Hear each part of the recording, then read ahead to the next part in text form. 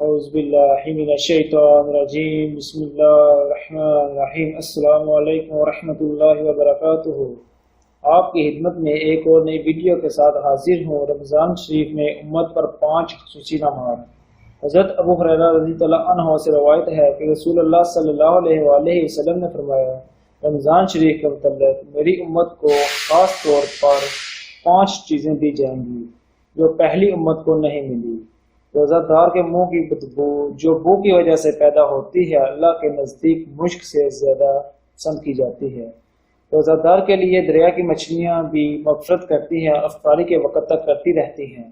جنت ہر روز ان کے لیے سجائی جاتی ہے۔ اس ماہ مبارک میں شیطان کو قید کر دیا جاتا ہے تاکہ وہ روزہ دار کو برائی کی طرف مائل نہ کرے، لیکن شیطان کو تو قید کر دیا جاتا ہے، مگر انسان کا اپنا نفس شیطان سے کم نہیں، انسان کو گناہ کی طرف مائل کرتا ہے۔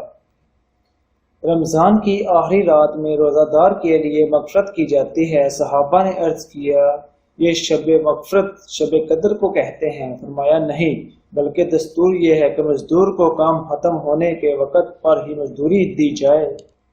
نبی کریم صلی اللہ علیہ وآلہ وسلم کے طفیل آپ کی امت کو کیا کیا انعامات ملے ہیں، آپ بھی مذکورہ بالا انعامات پر غور کریں، اپنے روزے کو گناہوں کی آلودگی سے دور رکھیں اور ذکر و تلاوت اور درود شریف کی کثرت کریں اور زیادہ سے زیادہ انعامات حاصل کریں۔